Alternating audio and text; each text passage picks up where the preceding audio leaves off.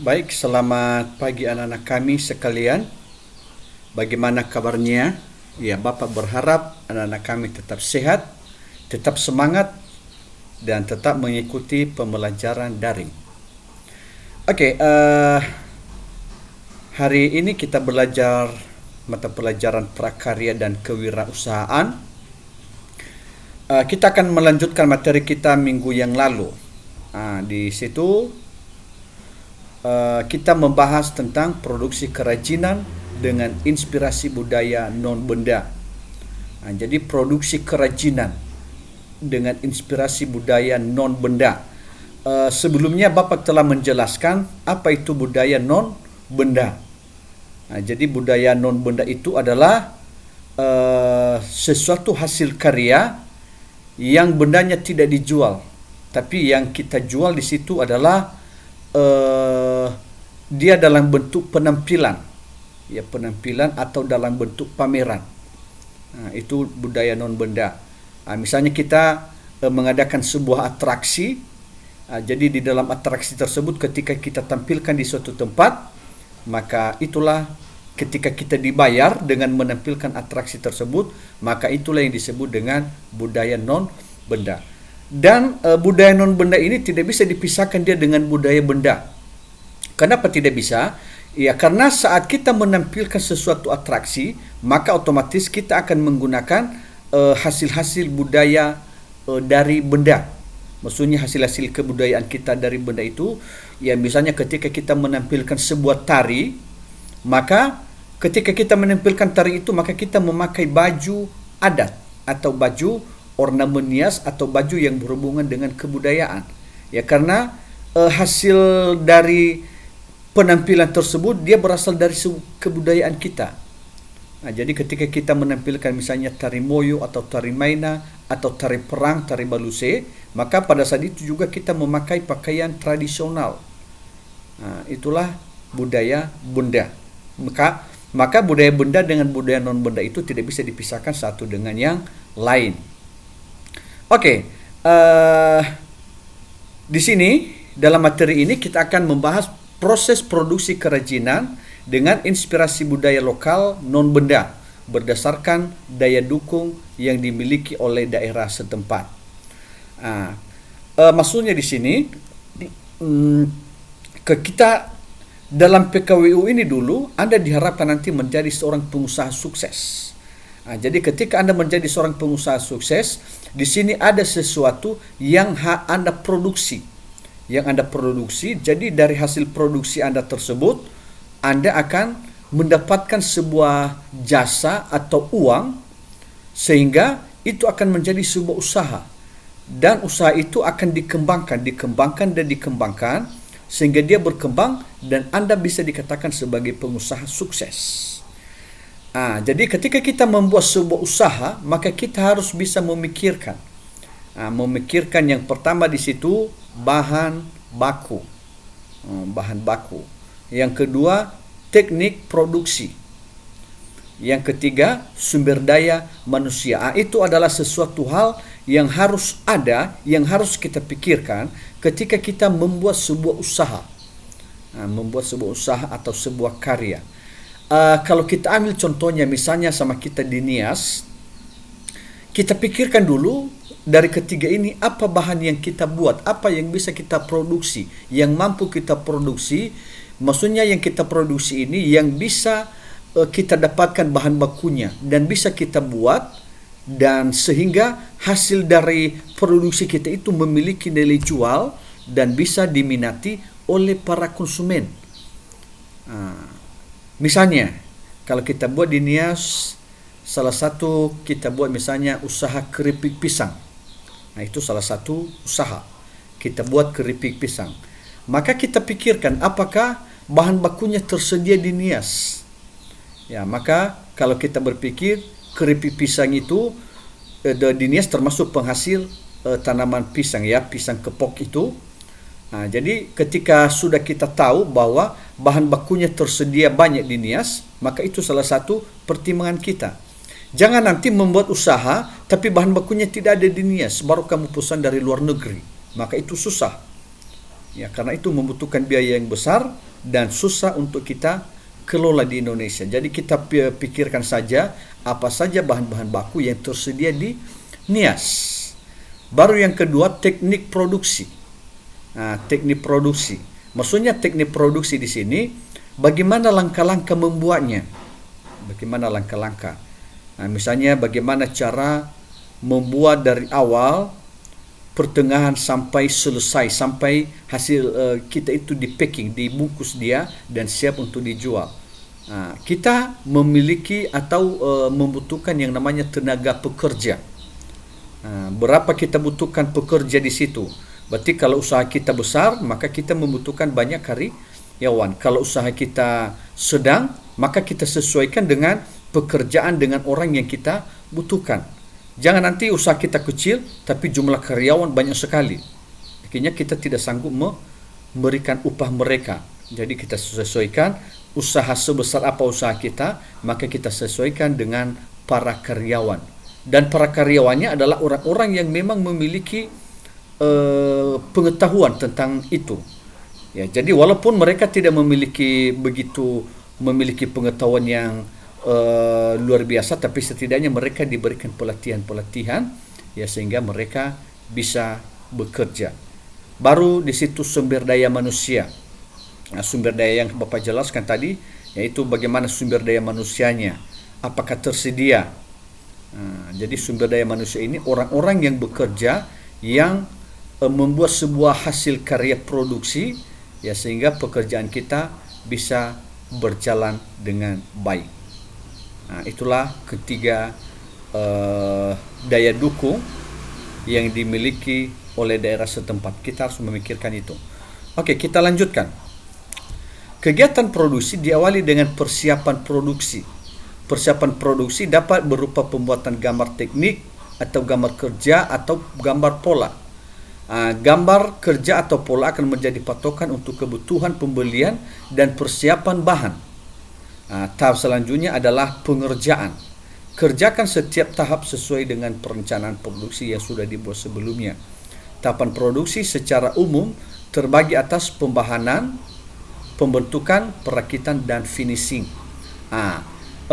Yang namanya pengusaha itu ketika dia membuka sebuah usaha, ya dia memiliki yang namanya perencanaan, ya. Perencanaan itulah namanya pengusaha. Nanti ke depan kalau anak-anak kami menjadi pengusaha, ya harus ada perencanaan dalam usaha kita. Misalnya kalau kita membuat sesuatu, apa polanya, kita gambarkan dulu bagaimana cara kita bekerja. Ini juga langkah-langkah yang kita lakukan. Bisa juga dalam bentuk misalnya kita membuat sebuah perabot. Dalam membuat sebuah perabot, ya bukan perabot asal-asalan. Jadi kalau kita memang benar-benar pengusaha itu, kita harus memiliki teknik cara membuatnya. Harus ada pola, jangan seenaknya saja. Jadi kita buat pola dulu, kita buat gambarnya, dan setelah itu ya baru kita mengerjakannya sesuai dengan gambar atau pola yang telah kita buat. Jadi tahapan-tahapan yang kita lakukan dalam membuat sebuah produksi, ya perhatikan yang dicetak tebal di situ, pembahanan. Pembahanan itu dari kata bahan, ya dari kata bahan itu kata dasarnya pembentukan, perakitan, dan finishing. Jadi pembahanan itu dari mana kita mendapatkan bahan, pembentukan, bagaimana cara kita membentuk atau membuat sebuah pola. Berarti kita membentuk berdasarkan pola yang telah kita buat. Baru perakitan, kita rakit dia sehingga dia bisa menjadi sebuah hasil karya. Dan setelah kita rakit, maka finishing, maksudnya finishing ini kita buat dia lebih indah, dia memiliki nilai estetis, nilai seni. Ya memang kalau kita lihat misalnya sebuah hasil karya, misalnya kalau meja atau kursi, ya kalau meja biasa, ya itu meja biasa tidak memiliki nilai estetis, maka dia tidak bisa dijual, dia tidak memiliki daya jual. Tapi kalau dia memiliki nilai estetis, misalnya setelah dibuat meja, maka kita furnish dia, kita cat dia, kita ukir dia, kita ukir sehingga enak dipandang dan memiliki nilai seni yang tinggi dan memiliki juga daya jual yang nilai tinggi. Jadi itu nanti kalau menjadi seorang pengusaha harus ada perencanaan. Okey, juga dapat menggunakan teknik las logam lempengan dapat dibantu dengan cara pengetokan. Tahap terakhir adalah finishing. Finishing dilakukan sebagai tahap terakhir sebelum produk tersebut dimasukkan ke dalam kemasan. Finishing dapat berupa penghalusan atau pelapisan permukaan. Penghalusan yang dilakukan diantaranya penghalusan permukaan kayu dengan amplas atau menghilangkan lem yang tersisa pada permukaan produk. Finishing dapat juga berupa pelapisan permukaan atau pewarnaan agar produk yang dibuat lebih awet dan lebih menarik. Jadi langkah-langkah ini dalam finishing tadi. Ya, finishing. Itu dalam sebuah usaha bukan hanya bentuk perabot, bisa juga dalam bentuk hasil karya dalam bentuk makanan atau dalam bentuk apa, itu finishing. Ya, misalnya kalau dia bentuk perabot, setelah selesai tadi sudah Bapak jelaskan, kita ukir, kita haluskan dia menggunakan vernis. Atau misalnya juga kalau dalam bentuk makanan, ya kita buat, kita packing dia, kita masukkan dia dalam bungkusan. Jadi bungkusan itu kita kalau bisa yang sudah ada gambarnya. Misalnya kita bungkusnya plastik, tapi plastik itu kita memiliki logo atau kita buat sebuah warna yang lebih indah. Misalnya kalau Anda perhatikan, itu sampul atau bungkus Indomie. Kalau Anda pernah melihat bungkus Indomie, itu kalau Anda melihat gambarnya, itu luar biasa, enak sekali. Ya, misalnya